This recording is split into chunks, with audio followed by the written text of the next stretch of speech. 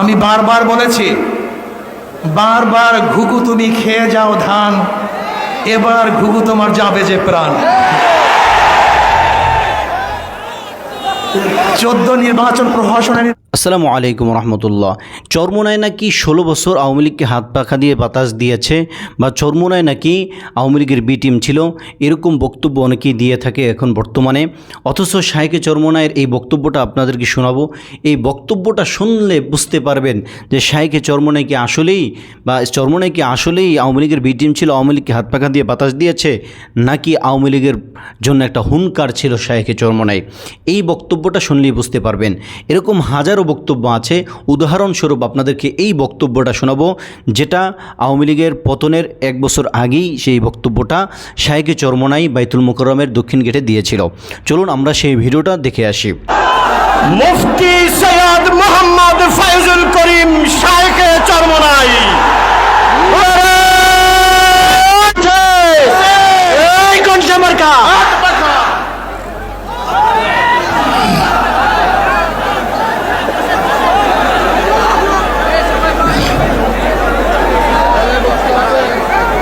আসসালামু আলাইকুম ওয়া রাহমাতুল্লাহি ওয়া বারাকাতুহু। নাহমাদু ওয়া নুসাল্লি আলা রাসূলিহিল কারীম, আম্মা বা'দ। আউযু বিল্লাহি মিনাশ শাইতানির রাজীম। বিসমিল্লাহির রহমানির রহিম।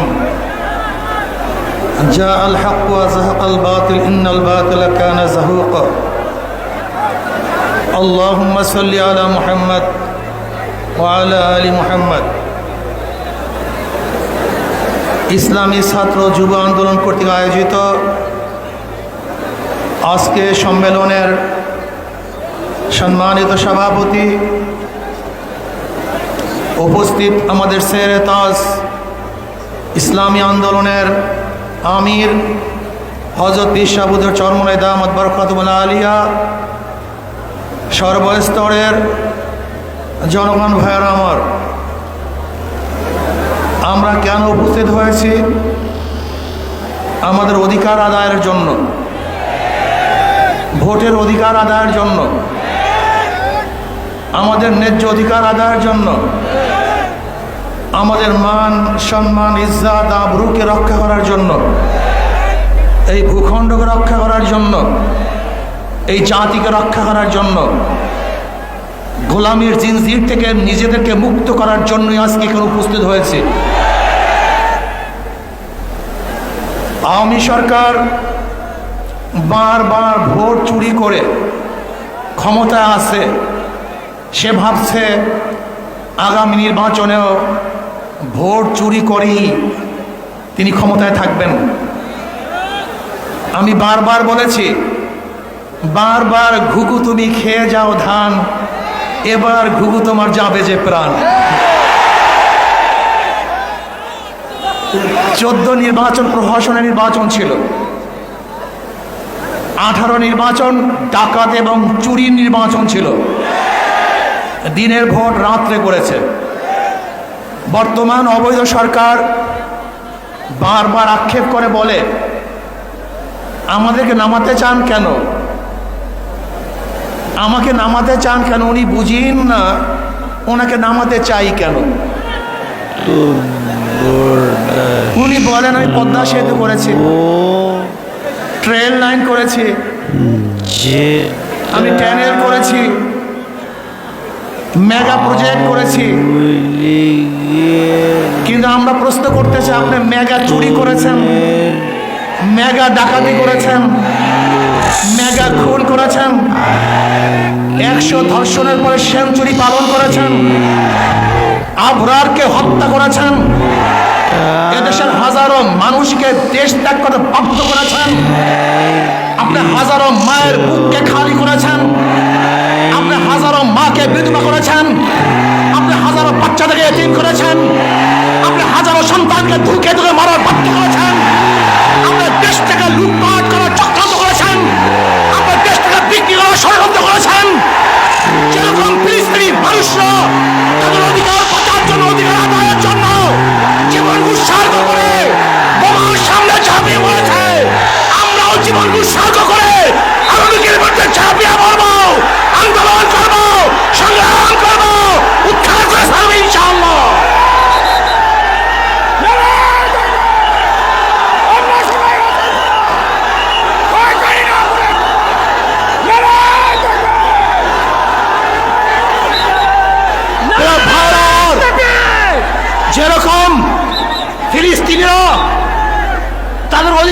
করার জন্য, তাদের ভূমিকে রক্ষা করার জন্য,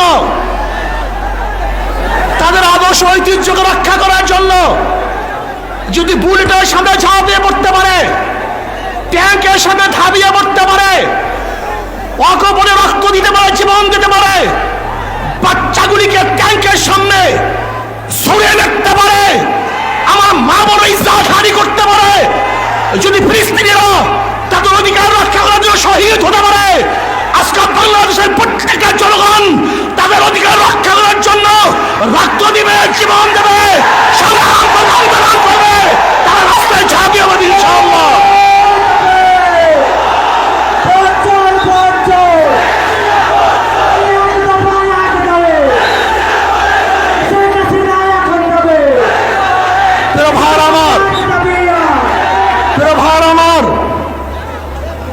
আরো কর্মসূচি আসবে।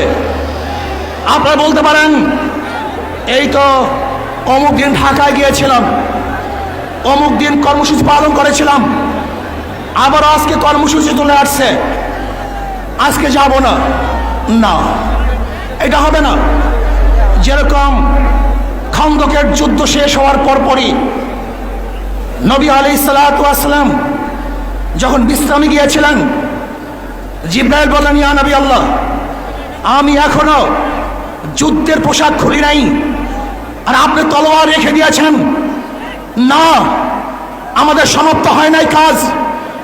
বনু কুরাইজায় মার্চ করেন সেই ক্ষুধার্ত সাহাবীরা যারা দুর্বল হয়ে গেছিল খন্দকের যুদ্ধে, সেই অবস্থা আবার বনু কুরাইজায় মার্চ করেছিল, তলোয়ার ধরেছিল, বনু কুরাইজা অবরোধ করেছিল, ওদেরকে চিরতরে গোটা দুনিয়া থেকে নিস্তব্ধ করে দিয়েছিল। আজকে আমাদের বসে থাকলে হবে না, এক কর্মসূচি পালন করার পর জিরালে হবে না, আমাদের বসতে পারবো না, সময় নাই বসার, নহে সমাপ্ত কর্ম আমাদের, অবকাশ নয় বিশ্রামের। এখন আন্দোলন হবে, আগামীকাল সংগ্রাম হবে, পশু অবরোধ হবে, পশু হত্যা হবে, গোটা বাংলাদেশ অবরোধ করা হবে ইনশাআল্লাহ। ভাইরা আমার, এর জন্য বলবো, শেখ হাসিনা সরকারকে বলতে চাই, যদি সোজা আঙ্গুলে ঘি না ওঠে বাংলাদেশের জনগণ আঙ্গুলকে ব্যাখ্যা করবে। আপনি সাগর দেখেছেন, সাগরের ঢেউ দেখেন নাই, আপনি ঘুঘু দেখেছেন, ঘুঘুর ফান দেখেন নাই, আপনি পাহাড় দেখেছেন, পাহাড়ের ওজন দেখেন নাই, আপনি ইসলামী আন্দোলন বাংলাদেশকে দেখেছেন, বিশ্বের চর্মনাইকে দেখেছেন, এদের হুঙ্কার দেখেন নাই, আন্দোলন দেখেন নাই, সংগ্রাম দেখেন নাই। কাজে কোনো অবস্থাতেই আগামী নির্বাচন এই সরকারের অধীনে হবে না। আগামী নির্বাচন প্রশাসনিক নির্বাচন সহ্য করবো না।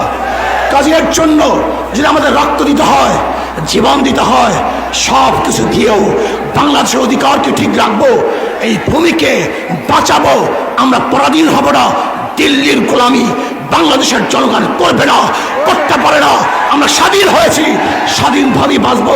আল্লাহ আমাকে এবং আমাদের সবাইকে কবুল করেন। তো প্রিয় বন্ধুরা, আপনারা পুরো বক্তব্যটি শুনলেন। এমন অগ্নিঝরা বক্তব্য আমার মনে হয় না যে আওয়ামী লীগের আমলে কোনো রাজনৈতিক দলের নেতা দিয়েছে। তাহলে বোঝা গেল এরকম হাজারো বক্তব্য আছে শাহেখ চরমোনাইয়ের, যেগুলো আওয়ামী লীগের বিরুদ্ধে। তো তারা যতই বলুক যে আওয়ামী লীগের বি টিম ছিল, আসলে ইসলামী আন্দোলন বাংলাদেশ ছিল একমাত্র সত্য এবং ন্যায়ের পক্ষে।